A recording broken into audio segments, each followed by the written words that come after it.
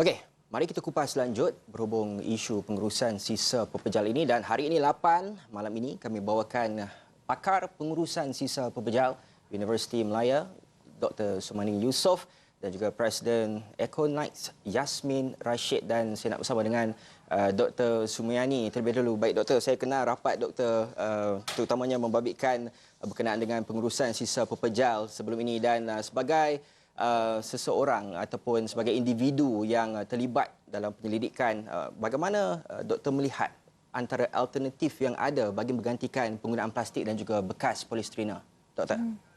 Okay, terima kasih Hans.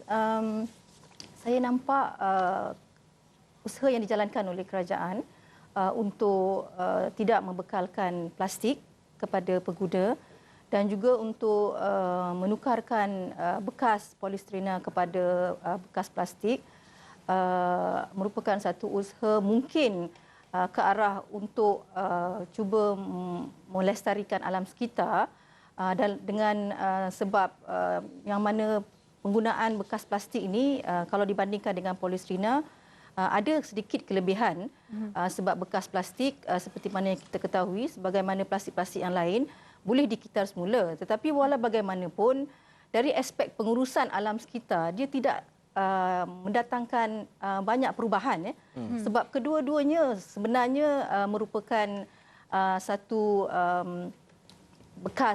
bekas yang mana memang tidak mesra alam, sebab dia tidak mudah terurai di alam sekitar. Dan kita tahu plastik seperti mana juga polisterina yang juga merupakan sejenis plastik mengambil masa lebih kurang 500 tahun hingga 1000 tahun untuk terurai di alam sekitar. Jadi dari aspek pengurusan alam sekitar bagi saya dia tidak ada perubahan ketara.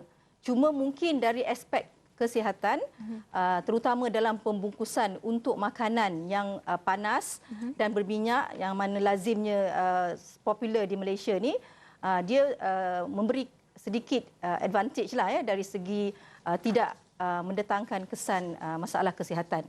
Ya? Okey, baik Doktor. Saya ada soalan untuk Yasmin daripada Econites. Apakah kaedah charge 20 sen untuk plastik ni sebenarnya berkesan untuk menghalang orang ramai daripada guna plastik? Saya rasa ia adalah titik permulaan, tapi secara terus terang saya rasa mungkin tak berapa berkesan lah. Sebab charge 20 sen ni telah pun bermula dalam the last few years.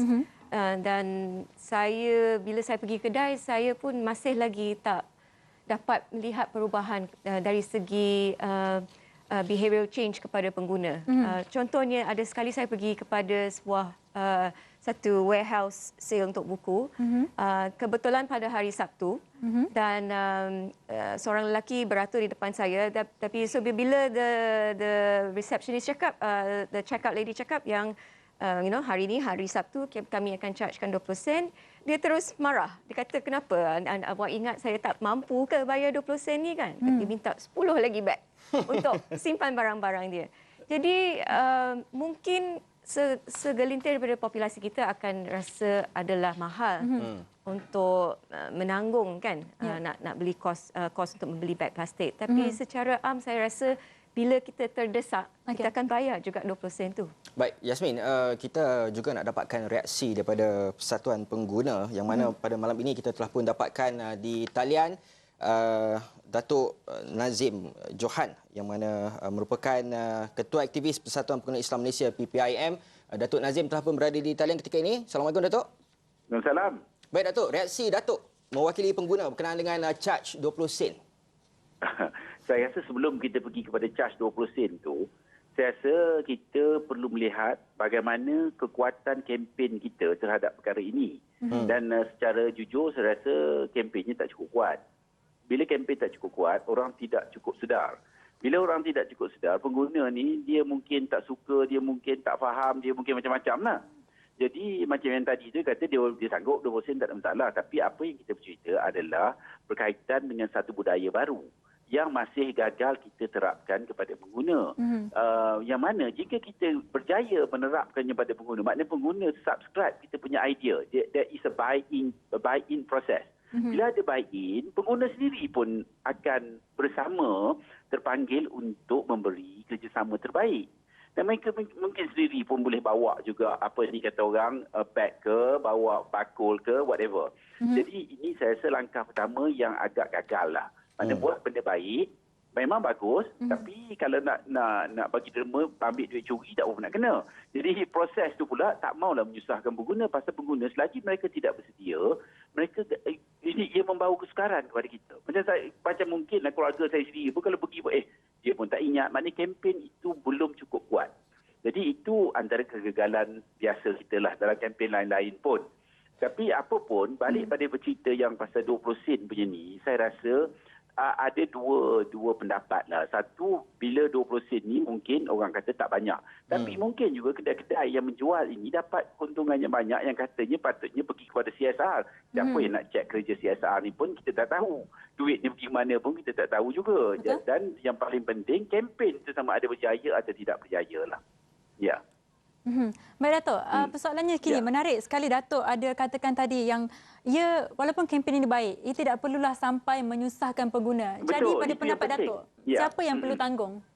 Okey, sebenarnya kalau ikut kita lah, patutnya establishment menanggung. Ya, tapi dia pun akan masuk absorb juga ke dalam kos barang-barang. Ini tugas kita lah pula nak menguraikan. Tetapi hakikatnya kalau kita tengok di Eropah ke di mana ke, kebanyakannya dia kalau dia tak bagi plastic bag, memang tak ada, dia bagi paper bag. Jadi kita kedai kena tanggung lah pasal dia yang menjual. Kalau kita tanggung pun dia pun nak naikkan juga harga barang. Jadi sama ada dia pakai biodegradable ataupun paper bag. Baik, Itu Datuk Nazim. seharusnya begitu. Ya. Okey, terima kasih atas pandangan Datuk Sama-sama. Nazim bersama dengan Hari Ini 8 dan saya nak bersama kembali dengan Yasmin. Yasmin, apa antara cara-cara lain selain kenakan charge 20 sen dan juga kempen-kempen yang diadakan? Cara yang saya akan cadangkan agak senang iaitu bawalah bekal sendiri. Sebab saya pernah masuk beberapa restoran di Petaling Jaya di mana saya nak bungkus nasi ayam. Jadi uncle tu cakap, kalau you bawa bekal sendiri, tolak 60 sen. Kalau guna bekas plastik yang boleh dikitas semula saya charge harga biasa. Jadi untuk saya, itu adalah insentif untuk kita mengubah behavior kita supaya menjadi seorang pengguna yang lagi bertanggungjawab. Bukan sahaja dari segi pemilihan bekas makanan, tapi terhadap alam sekitar juga. Baik, terima kasih Yasmin. Dr. Sumiani, tadi Yasmin ada memberi satu kaedah baru iaitu untuk peniaga mengurangkan kadar harga barang sebagai salah satu cara untuk menggalakkan orang ramai supaya tak membawa plastik. Jadi bagaimana pula dengan doktor? Apakah cadangan daripada doktor? Saya rasa itu memang satu cadangan yang sangat baik sebab dalam pengurusan sisa pepejal ni yang termasuk plastik sebab plastik ni merupakan komponen yang agak besar dalam rangkuman sisa pepejal yang kita terpaksa urus di Malaysia.